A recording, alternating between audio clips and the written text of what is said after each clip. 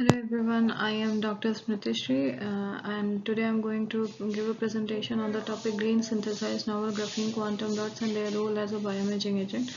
So basically what I have done in this work that I have synthesized a novel graphene quantum dots that too from a green picker. So that was I used kadi patta or something, and then I have explored their role in as a bioimaging agent. So moving on. So first, I will introduce that what are graphene quantum dots. So graphene is a zero band gap semiconductor that have an infinite exciton Bohr radius, and they since they are quantum dots, so they have basically a size very below in size below a range of 20 nanometer, and they can be fabricated by fragmentation or cutting of graphene sheets, that is using the top down approach of the synthesis process. And Theoretically, what we know about graphene is that a graphene is a perfect atomic monolayer with infinite 2b expansion, and the absorption spectra of GQD show a prominent peak at about 230 nanometer. That is because of the pi star transition, and also they show a peak around 340 or 350. That is because of the n pi star transition. So functional groups on the GQDs can further enhance the absorption features, and in this way they affect the PL of the GQD. So the main difference between the GQD and the semiconductor QDs is their photoluminescence. The photoluminescence bandwidth is much wider in GQD than their counterparts that are QDs. So now the question arises that are GQD similar to the are graphene quantum dots similar to the carbon quantum dots? The answer is a big no. There is a lot more difference between them. So what are the differences? The difference are that the GQDs are more or less crystalline in nature, while the carbon dots only some of the carbon dots show crystalline behavior, and most of them are amorphous in nature. Also, the photoluminescence and carbon dots can be tuned by modifying the surface feature by modifying the surface groups. But in GQD, you cannot modify the surface groups, and you have to only play with their sizes. So playing with the size is a tough is a more of a tough phenomena than to insert some of the groups in their surface. So so in this way they both are different. First, like this is the study. So from the first image shows that the scheme of the work. What we have done that we have used curry patta, then microwaved it and have hydrothermally synthesized. Then we have cellular application of GQD.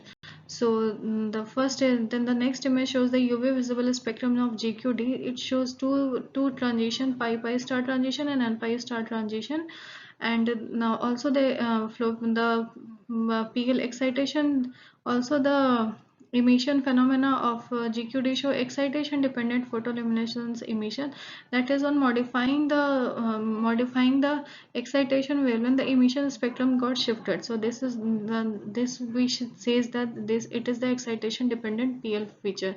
And the next graph shows the quantum yield calculation. So we have optimized the synthesis protocol of this GQD, and the part and the C image shows a higher quantum yield of 14%, that was attained using the hydrothermal synthesis at 220 degrees. So this is how the first image shows the TM spectra, TM images of GQD. As you can see that these are very well dispersed and have an average size of 3 nanometer and have a well resolved lattice fringes with a D spacing of 2.03 angstrom. Then the next image shows the FTIR spectra of GQD. The FTIR spectra shows that the GQDs have very functional groups like a carbon, like carboxy, amine, and amine groups, and they are quite stable. As you can see from the B and C part, the stability, the PL stability is up to 9 months, while the zeta potential stability is up to 6 months.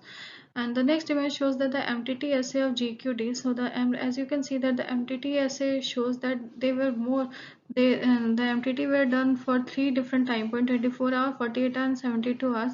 So overall and on three different cell lines, that was raw, MCF7, and A549. So all these data show that they were highly biocompatible on a higher range up to 400 microgram per ml. The next image shows the cellular uptake studies of GQDs performed on A549. So as you can see that on increasing the concentration, the emission from the cellular surface also gets enhanced. So this shows that they are rapidly being uptaken. This is the SEM images. The first image shows that the left hand side two images shows that they are control cells, while the other image shows that they are the treated cells. Like the C and D image show the treatment at 25 microgram per ml, and it goes on increasing, and the K and L image shows that these are treated with a concentration of as high as 400 microgram per ml. So as you can see that compared to control cell, there are no any difference between these treated cells, and they have a well resolved appendages that shows that the cell are growing in nature. Then the cell is perfectly fine, and they are not getting affected by the GQD.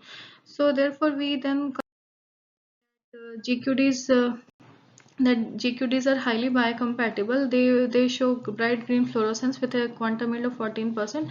They have two absorption spectra due to pi star transition and n pi star transition, and they are also very crystalline. They show distinct crystalline morphology and have an average size of 3 nanometer. And FTIR data shows that they are rich in amine, sulfur, and carboxyl groups. Also, the GQDs are highly stable up to 6 months, and they have an exceptional biocompatibility as shown from MTT as well as SEM results. So much.